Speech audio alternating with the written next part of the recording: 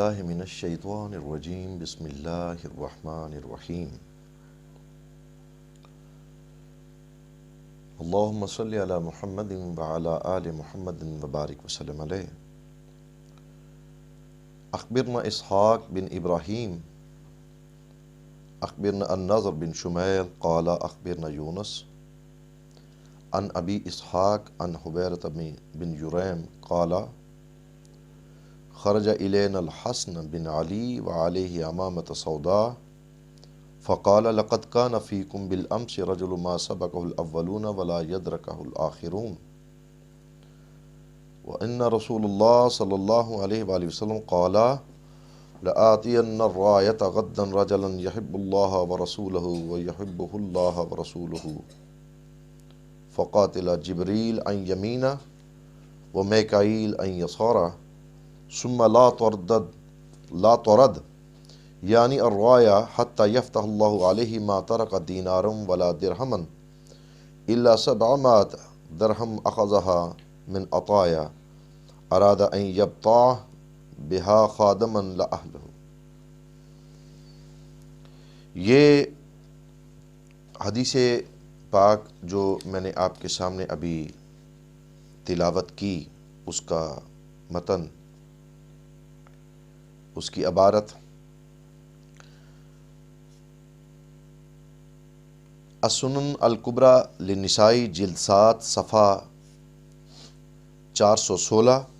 اور اس کا نمبر ہے 8354۔ اسی طرح صحیح ابن حبان جلد 10 صفحہ 383 اور اس کا نمبر ہے 6936۔ اسی طرح مسند اہل البیت لأحمد صفحہ 27-28 اور اس کا نمبر ہے 2 اور 3۔ مسند احمد بن حنبل رحمۃ اللہ علیہ جلد 1 صفحہ 199 اور اس کا نمبر ہے 1719۔ اسی طرح بہت ساری اور کتب احادیث کے فضائل الصحابہ، المصنف ابن ابی شیبہ، مسند ابی یعلا، المستدرک، تاریخ الطبری، حلیۃ الاولیاء، المجالسہ، صفحۃ الصفوہ، الکامل للجزری اور مختصر تاریخ دمشق، الریاض النظرہ، البدایۃ والنہایہ، اتحاف للبوصیری اور تقریب البغیہ، مجمع البحرین، مجمع الزوائد، مختصر زوائد البزار، المطالب العالیہ اور دیگر بہت ساری کتب احادیث میں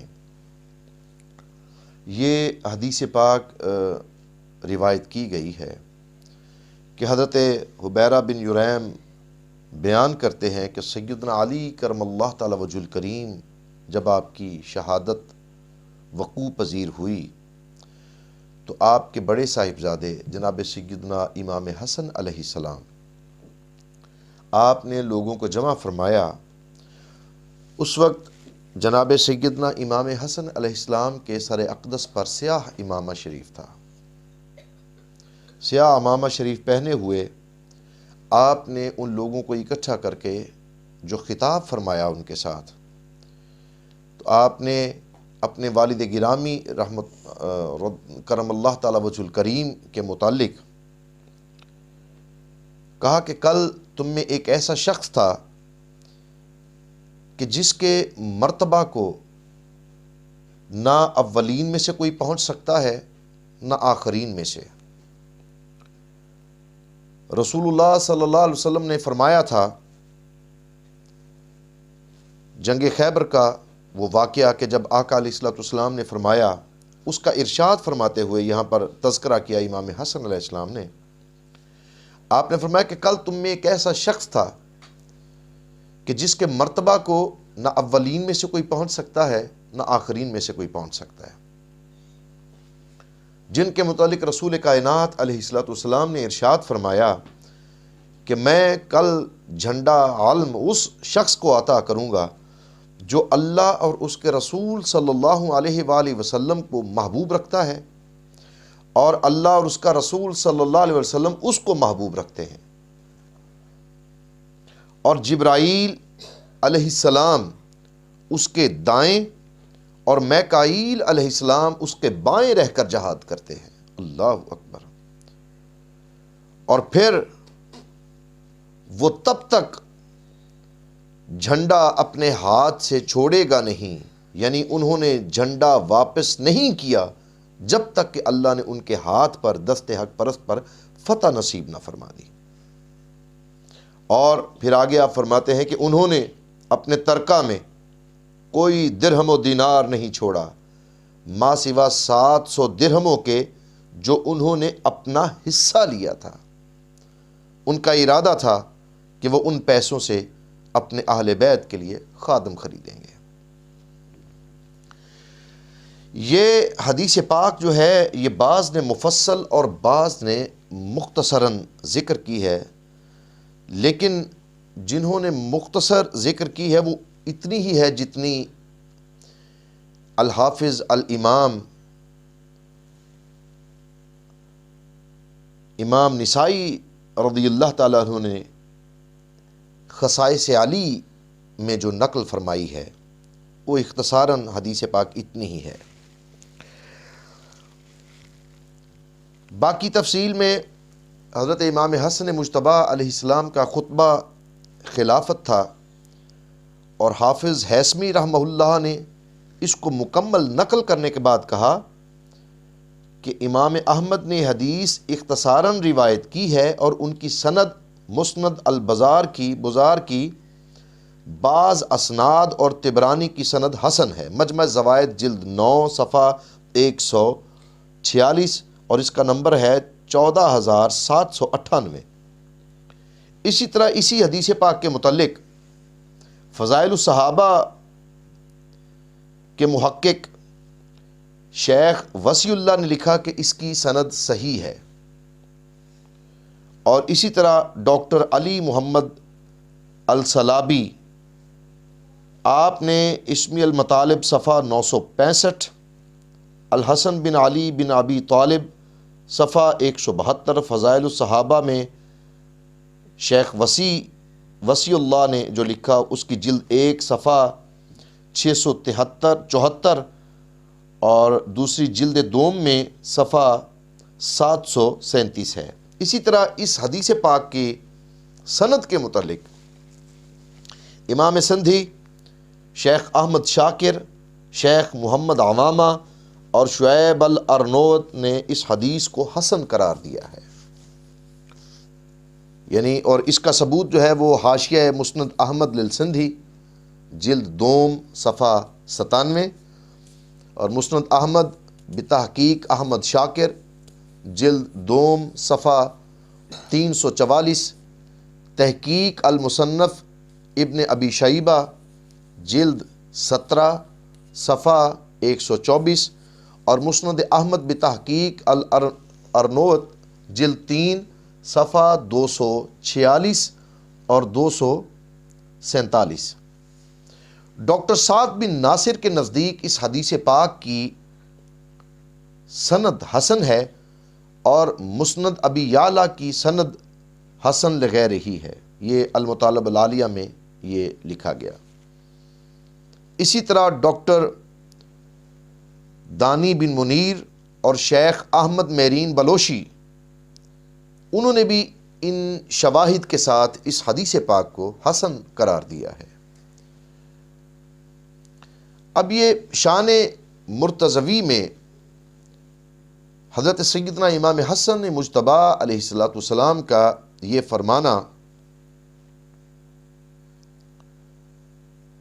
کہ ما سبقہ الاولون ولا یدرکہ الآخرون، کہ اولین و آخرین کا مولا علی علیہ السلام کے رتبہ کو نہ پہنچنا۔ اور دوسری بات فقاتل جبریل عن یمینا و میکائیل عن یسارا، یعنی جبریل جہاد کرتے ہوئے جناب مولائے کائنات کی دائیں طرف اور حضرت میکائیل علیہ السلام مولائے کائنات کے بائیں طرف رہ کر جہاد فرماتے تھے۔ یعنی کس قدر عظمت اور خصوصیت کی بات ہے کہ اولین و آخرین میں کوئی ان کے رتبے کو، ان کے مقام کو نہیں پہنچ سکتا۔ اور جب وہ جہاد کے لیے جاتے تھے تو جبرائیل و میکائیل ان کے دائیں اور بائیں رہ کر جہاد کرتے تھے۔ اسی طرح آپ کی ذات والا صفات کے متعلق خلیفہ دوئم سیدنا عمر ابن خطاب رضی اللہ تعالیٰ عنہ، آپ یہ مختصر کتاب الموافقہ لابن السمان صفحہ 102 پر یہ تحریر ہے کہ عجزت النساء ان تلد مثل علی ابن ابی طالب کرم اللہ تعالی وجہ الکریم، کہ جناب عمر فاروق نے فرمایا کہ عورتیں علی بن ابو طالب علیہ السلام جیسا جننے سے عاجز آ گئیں۔ یعنی اب کوئی ماں ایسی نہیں ہے کہ جو علی جیسا بیٹا پیدا کر سکے۔ یہ خصائص علی کے متعلق بات ہے، آپ کے علم سے متعلق بات ہے، آپ کی ذات کی جو قدر و قیمت ہے، جو قدر و منزلت ہے جناب سیدنا عمر فاروق رضی اللہ تعالیٰ عنہ کی نظر میں، یہ اس حوالے سے بات ہے کہ کہاں سے وہ ماں لائیں کہ جو ایسا بچہ پیدا کرے کہ جو علم و فضل میں، علم و حکمت میں علی کے برابر ہو۔ یعنی عورتیں علی بن ابو طالب جیسا جننے سے عاجز آ گئیں۔ اسی طرح مفسر قرآن سیدنا ابن عباس، عبداللہ ابن عباس رضی اللہ تعالی عنہ نے ارشاد فرمایا کہ اکم النساء ان یاتین بمثل امیر المؤمنین علی ابن ابی طالب کرم اللہ تعالی وجہ الکریم، کہ عورتیں امیر المومنین سیدنا علی بن ابی طالب کرم اللہ تعالی وجہ الکریم کی مثل پیش کرنے سے بانجھ ہو گئی ہیں، کہ دنیا میں اب کوئی ایسی عورت باقی نہیں ہے کہ جو جناب علی جیسا بیٹا پیدا کر سکے۔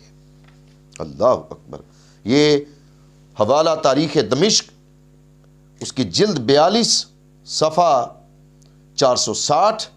اور مختصر تاریخ دمشق جلد 18 صفحہ 49۔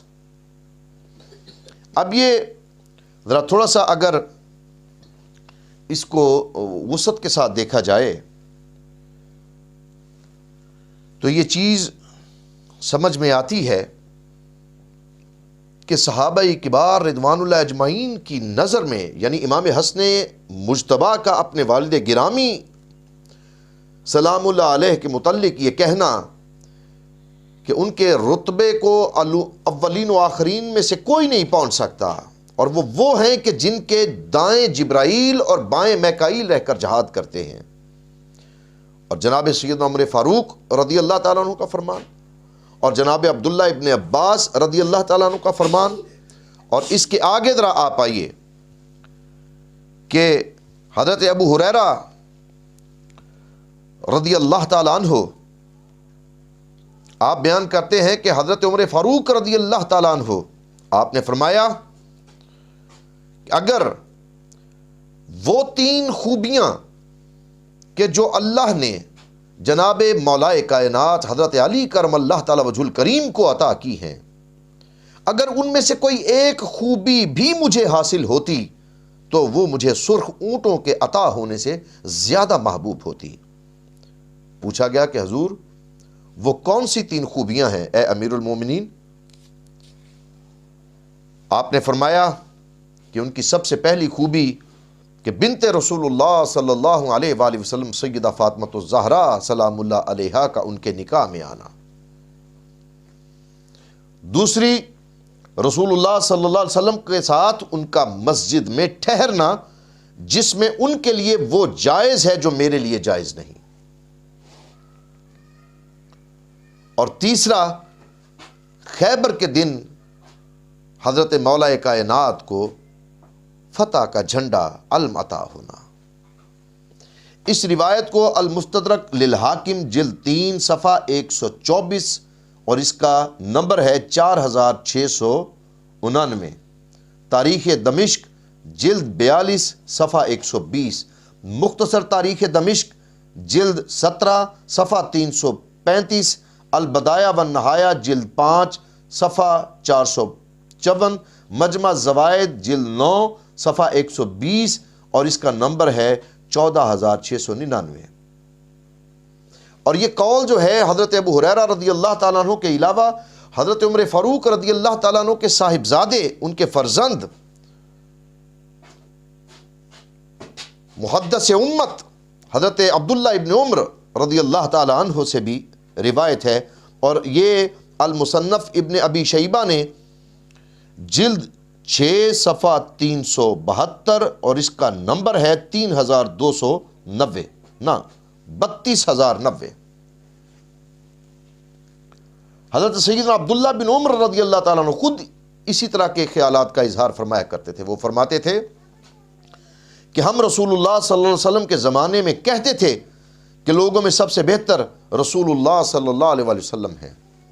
پھر حضرت ابو بکر رضی اللہ تعالیٰ عنہ، پھر حضرت عمر فاروق رضی اللہ تعالیٰ عنہ، اور علی بن ابی طالب سلام اللہ علیہ کو 3 خوبیاں عطا ہوئیں۔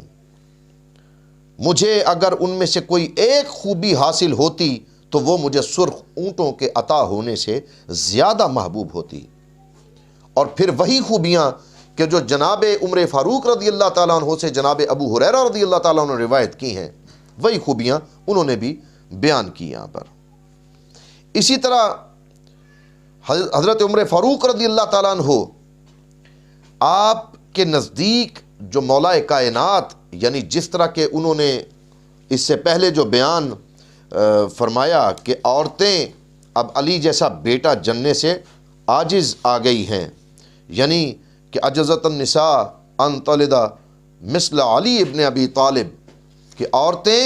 علی بن ابو طالب جیسا جننے سے عاجز آ گئی ہیں۔ حضرت ابو سعید خدری رضی اللہ تعالیٰ عنہ روایت کرتے ہیں کہ حضرت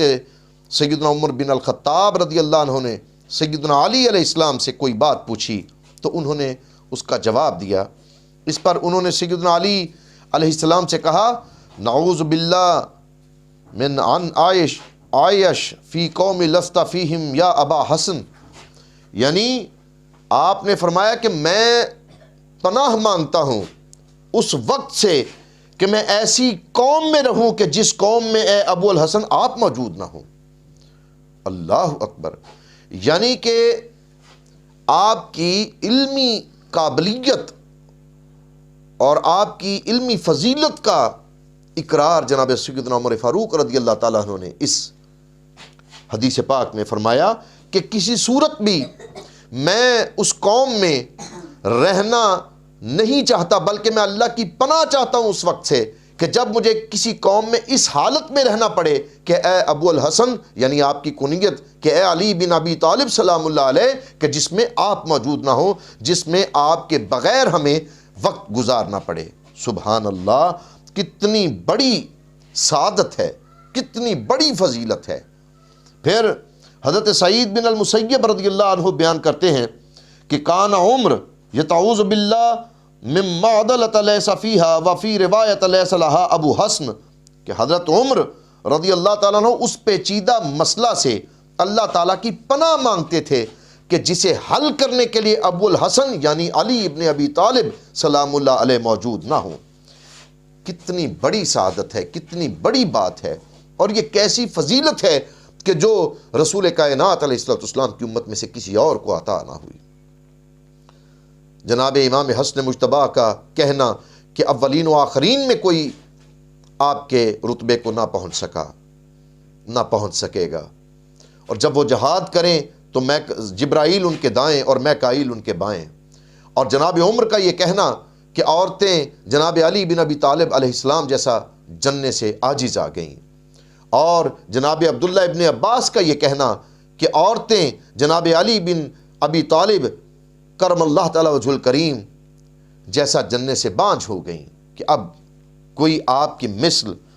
آ نہیں سکتا۔ پھر حضرت یحییٰ بن عقیل بیان کرتے ہیں کہ حضرت عمر رضی اللہ تعالیٰ عنہ جب حضرت علی رضی اللہ تعالیٰ عنہ سے کوئی مسئلہ پوچھتے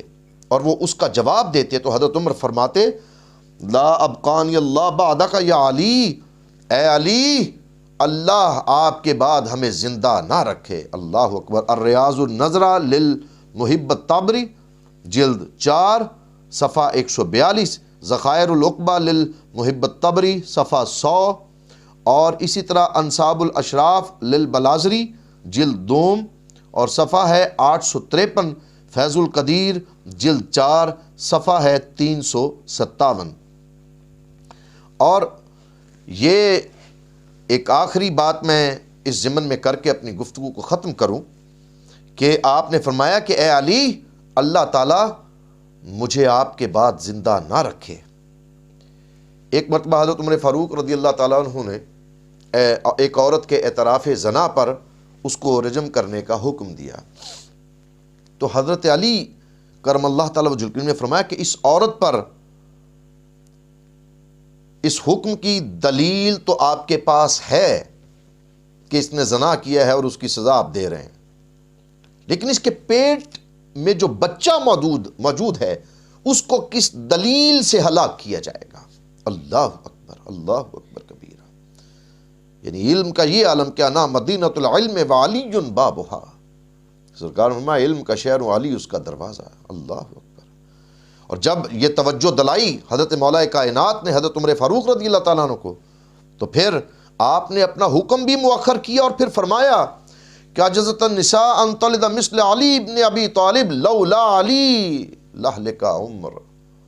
کہ اگر آج علی نہ ہوتے تو عمر ہلاک ہو جاتا۔ اور پھر وہی بات جو پہلے میں نے بیان کی کہ عورتیں علی بن ابی طالب علیہ السلام کی مثل جننے سے عاجز آ گئیں، یعنی کہنے کا مقصد یہ تھا کہ علی اگر آپ نہ ہوتے تو عمر ہلاک ہو جاتا، یہ غلط فیصلہ مجھ سے صادر ہو جاتا۔ اور پھر یہ کہنا کہ علی آپ کے بعد ہمیں اللہ زندہ نہ رکھے، اور پھر یہ کہنا کہ میں پناہ مانگتا ہوں اس وقت سے کہ جب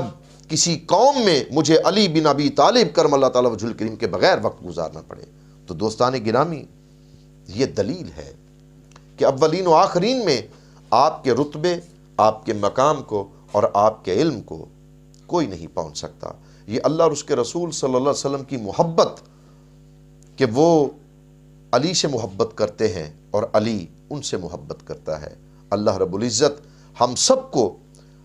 اپنے محبوب علیہ السلام کی محبت، آپ کی اہل بیت کی محبت، آپ کی ازواج مطہرات کی محبت، ان کے عقیدت و احترام، ان کے صحابہ کی محبت میں اپنی زندگیاں بسر کرنے کی توفیق عطا فرمائے۔ وآخر دعوانا ان الحمد للہ رب العالمین۔